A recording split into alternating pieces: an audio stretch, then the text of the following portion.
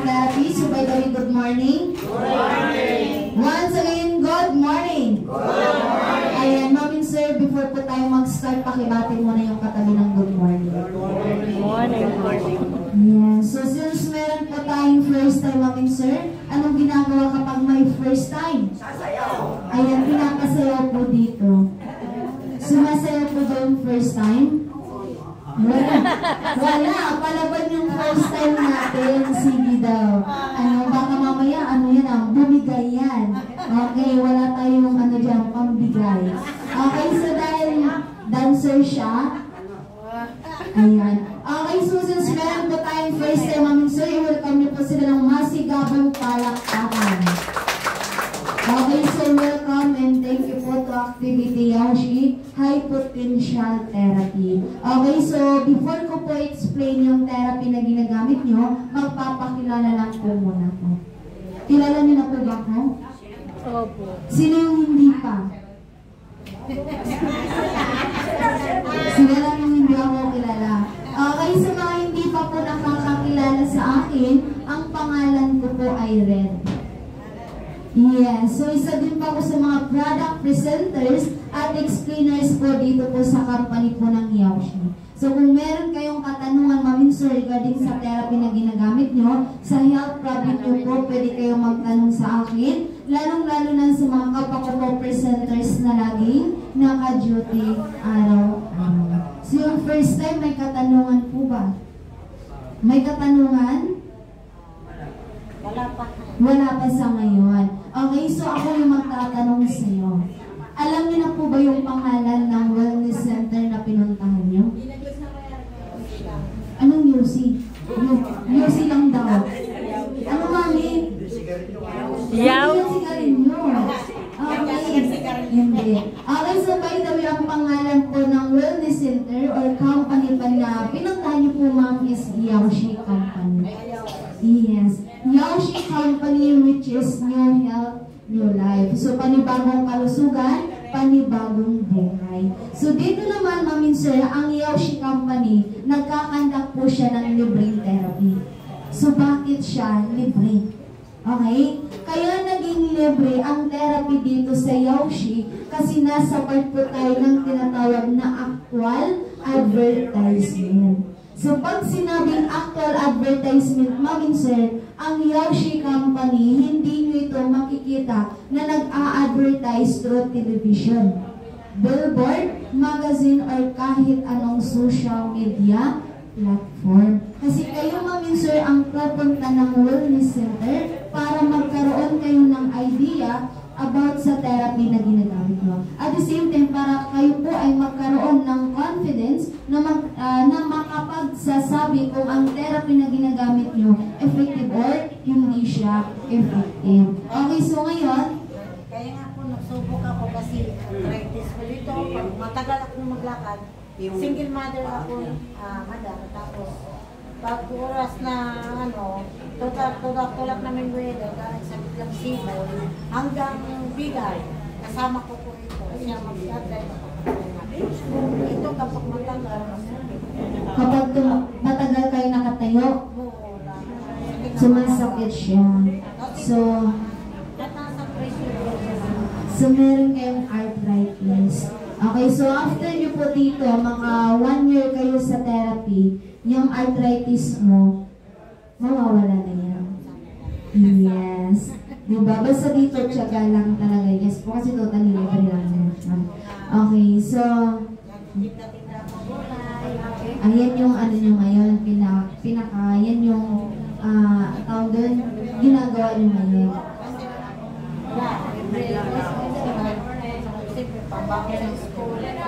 Wow. Yes. Okay, so ngayon, ang Yaoshi Company po, meron siyang pinapakilala sa inyo or pinipresent po na iba't ibang healthcare devices. So meron po tayong tinatawag na Dr. Wase. Meron din pong Sir 99000B, D1 12,000 na kung saan yan po yung ginagamit niya ngayon. Meron din po tayong 07 9,000. So, ang tawag po sa devices na yan is Yaoshi Multifunctional High Potential Therapeutic Devices, or mas kilala sa tawag na Yaoshi High Potential Therapy, na kung saan itong devices na yan, Ma'am Sir, nagmula pa po yan sa isa sa pinakamaunlad na bansa, which is yung bansang Japan. Meron po yung pinoproduce na 4 vital elements. Yung una po dyan is yung energy electric, at yung pangalawa is negative ion. Na kung saan yung vital elements na yan, nakakatulong.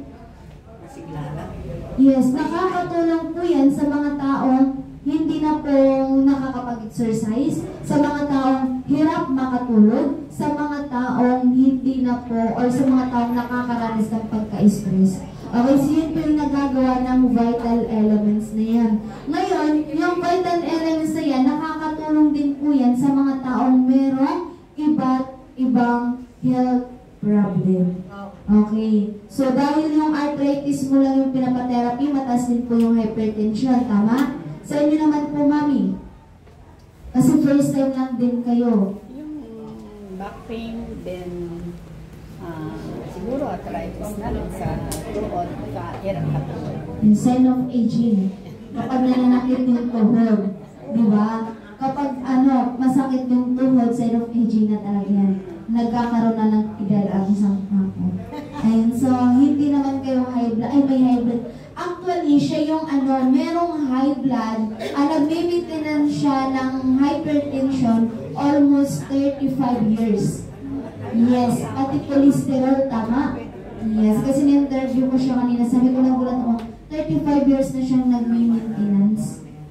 Pero andyan pa rin yung hypertension niya. Di ba imagine ninyo, kaya niyo yun 35 years? Kailan ka nag-start mag-maintenance? 35 years old. 35 years. So, 72 ka na ngayon. Ang bata mo pa nag-start mag-maintenance.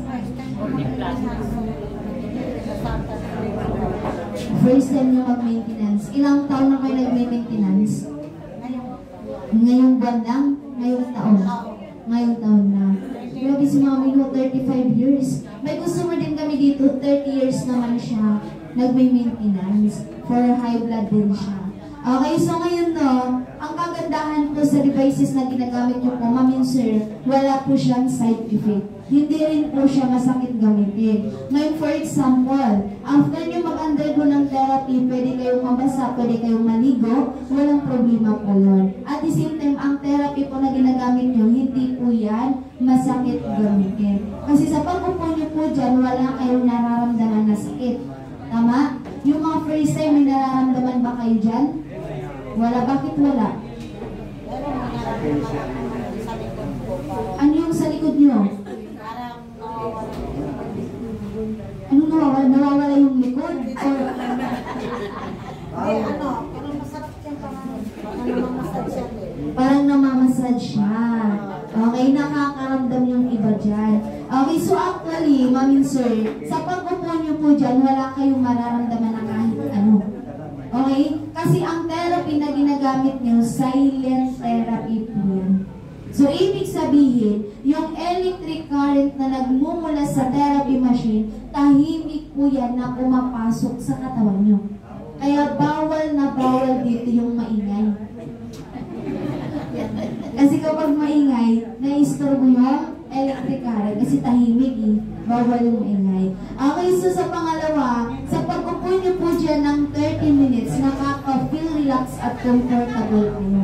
At ang kagandahan pa dyan, Ma'am Sir, yung iniinda nyo pong health problem po sa matagal na panahon, kayang-kaya po yan masolusyonan ng paggamit nyo ng therapy machine. Pero dito, ang kailangan po gawin ng mga first time is yung makapag-araw-araw sa therapy.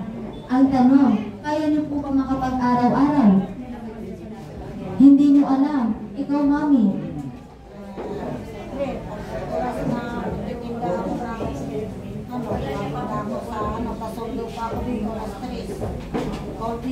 So, hindi kayo makapag-araw-araw.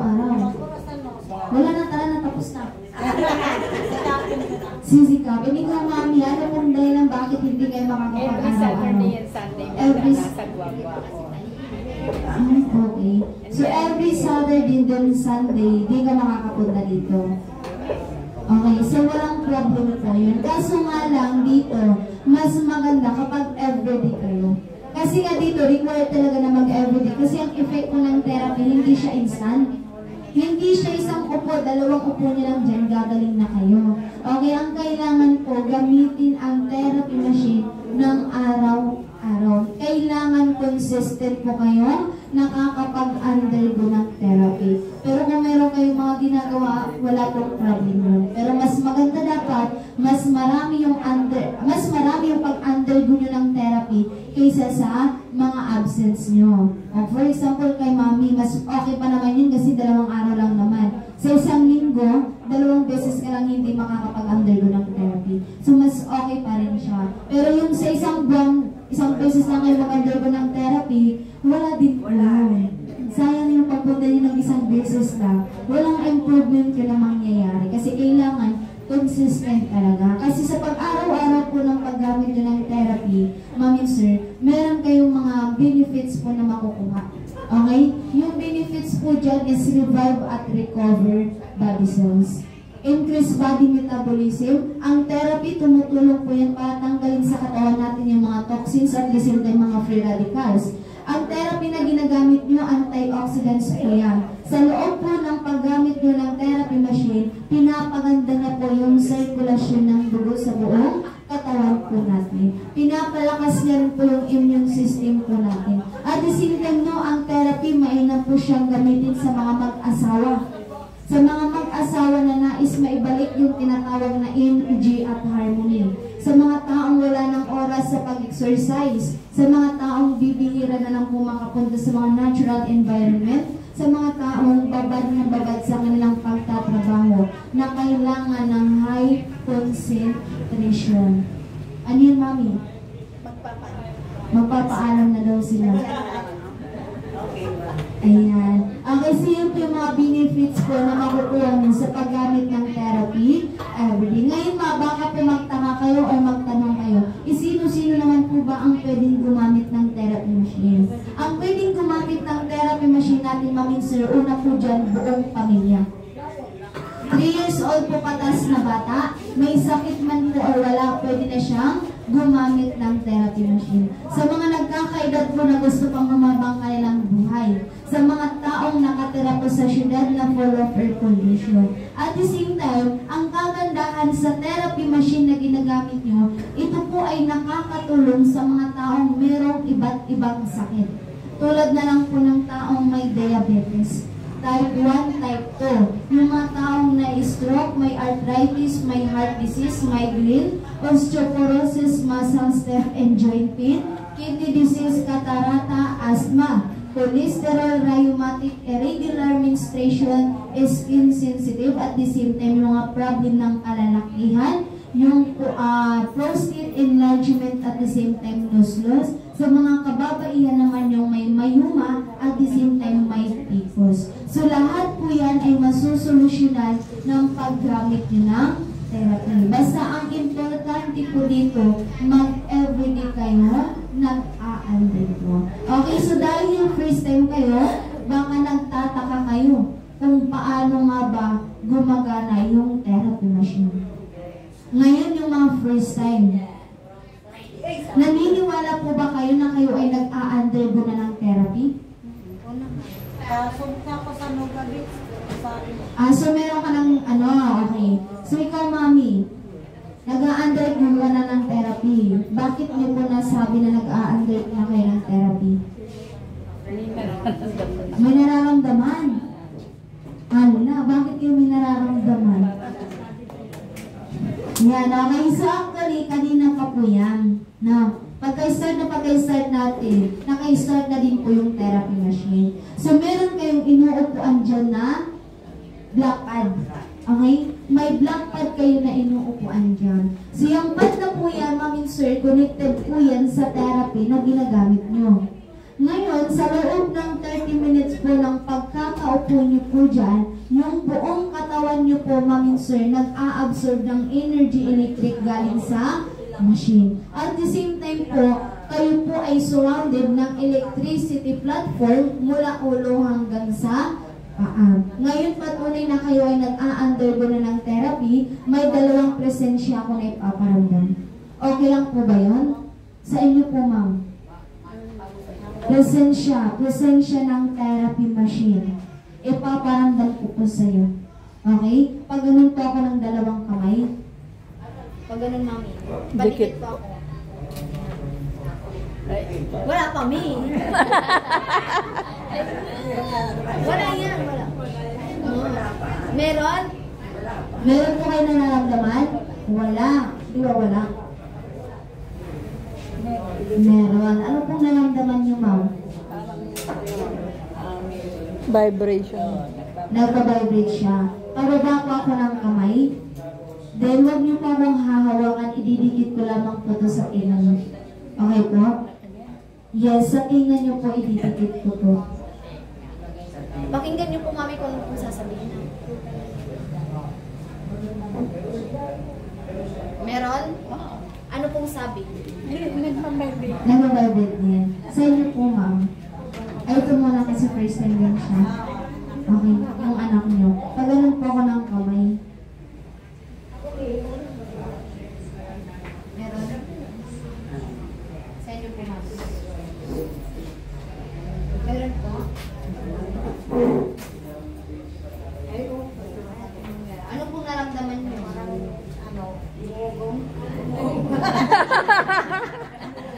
Vibration.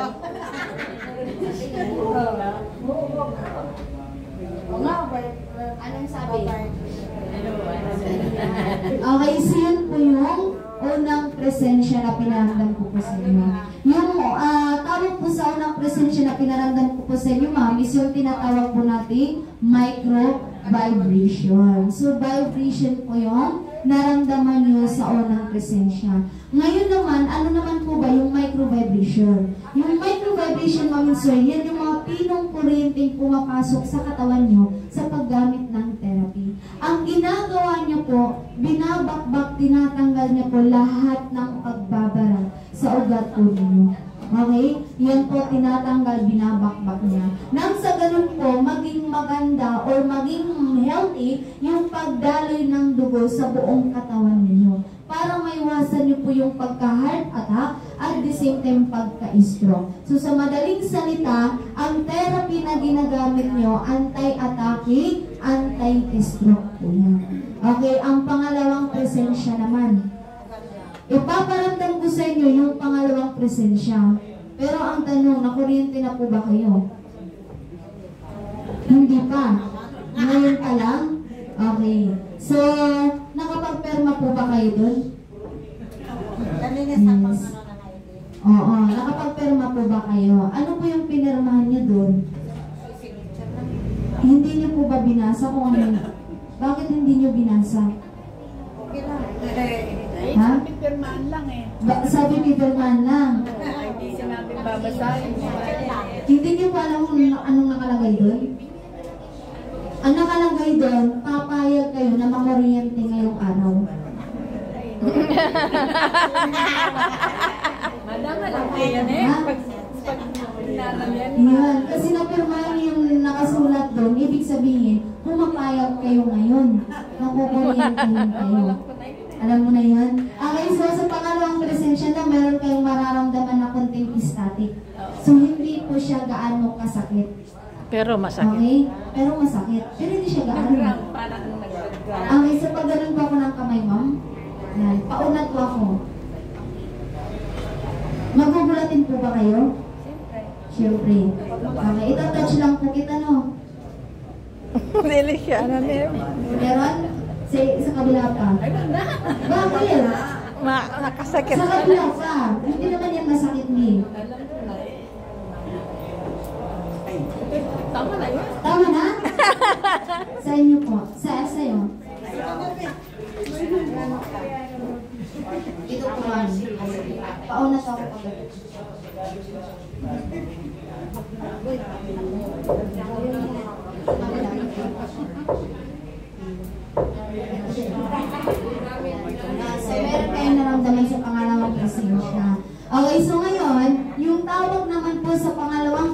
siya na naramdaman niyo po yung tinatawag nating static energy electric. So it is useful to reactivate cell membrane of more than 200 types of cells in our body. So dito po maminse, ang machine po na ginagamit nyo, ang target niya po is yung cells po natin.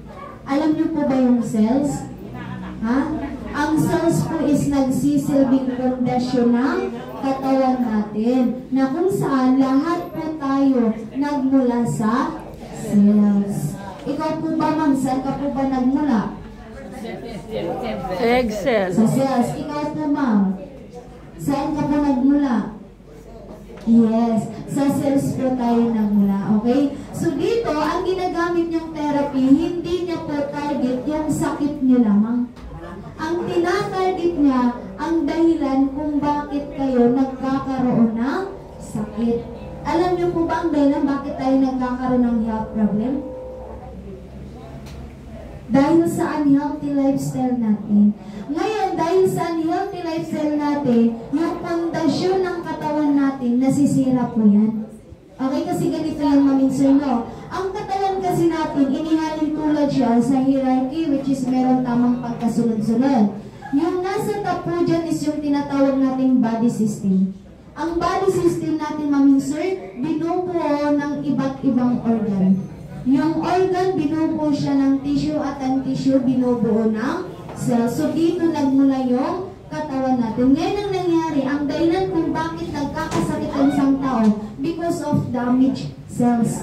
Nasisira ang pundasyon ng katawan natin. Kapag nasira ang pundasyon, yung tissue, yung organ, magiging unhealthy po yan. Yung organ, hindi yan mag-function ng tama. Kapag hindi yan nag-function ng tama, automatic po, buong katawan natin, hindi rin po yan nag-function. Nangihina yung katawan natin, nagkakaroon ng iba't ibang sakit. Pero sa paggamit ng therapy, yung benefits po niyan, revive at recover body cells. Tama? Okay. Nire-revive, nire-rejuvenate, nire-recover ng therapy machine yung damaged cells sa katawan mo. Kapag na-recover na ang cells, yung tissue, yung organ, magiging malusog na po yan. Magiging malusog na yung tissue at ang organ. Kapag malusog yung organ, magtatrabaho siya sa katawan natin ng maayos. Kapag nagtrabaho yan ng ayos, yung katawan natin walang iniindang health problem or sakit. So yan po yung ginagawa ng therapy machine. Revive at recover niya po yung damaged cells sa katawan natin. Ang cells kasi natin, mamin sir, yung tinatawag nating body cells, merong iba't ibang structures po yan. Actually, napakarami yan. Kaso nga lang, ito lang yung importante dyan, yung sa membrane, nucleus at Golgi apparatus. Pero yun yung, isa sa pinaka-importante talaga dyan is yung cell membrane natin. Yes. So, bakit nga ba cell membrane yung pinaka-importante structure ng body cells? Ang cell membrane kasi, mamin sir, ang kanyang trabaho sa katawan natin, siya yung nagtatransfer ng oxygen para tayo makahinga. Siya rin pinagtatransfer ng water at 90 ions. At the same time, ang cell membrane yung naglalabas ng carbon dioxide at toxins. Pero magagawa lang po ng cell membrane yung kanyang trabaho pag siya po ay may electric energy. So, electric energy is required to activate cell membrane.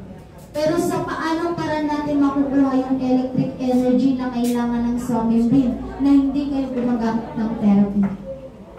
Sa pamamagitan ng pag-exercise. Pero ang tanong, nakakapag-exercise pa ba? Hindi na. Nakakapag-exercise pa ba? Hindi na. Kaya ang mangyayari, once na wala ng exercise ang katawan ng isang tao, yung kuryente sa cell membrane, humihina po yan. Kapag humina yan, hindi niya magagawa ng maayos yung kanyang trabaho. So, hindi niya mailalabas sa katawan natin yung carbon dioxide at toxins. So, kapag hindi na ilabas sa katawan natin yung toxins, mamin sir, yan po ay tuluyang humahalo sa ating dugo. Kaya ang dugo nyo nagiging malapot, nagiging acidic condition. Kapag malapot ang dugo ninyo, mamin sir, dyan po na-activate lahat ng health problem. Pagtaas ng sugar, pagtaas ng BP, pagtaas ng kriya, pagtaas ng cholesterol. Pero di ba mga sir, kung gusto nyo malaman na meron kayong health problem, ano yung ginagawa nyo? Nagpapa-blood chem. Nagpapa-blood chem po ba? Nagpapa-blood chem. Hindi pa. Ngayon ma'am, pag nagpa-blood chem kayo, ano yung unang kinukuha sa inyo? Dugo. Dugo. Kasi sa dugo malalaman kung meron kang health problem. Ngayon, for example na lang, nagpa-blood chem ka, yung dugo mo acidic condition, nakitaan ka ng expert na mataas yung BP mo, automatic po yan, bibigyan kayo ng resita, bibili kayo ng gamot. Kapag uminom kayo ng gamot, yung acidic condition mo na dugo, magtuturn po yan into low alkaline condition. Magiging malabnaw na yung dugo mo. Kapag low alkaline condition ng dugo mo, ibig sabihin, yung mataas mo na BP, nag-normal na po yan. Tama? Kaso nga lang, ma'am sir, ang hindi lang alam ng karamihan na nawawala ng bisa yung gamot. Kayo po ba naniniwala na nawawala ng bisa yung gamot? Yes, nawawala ng bisa yung gamot.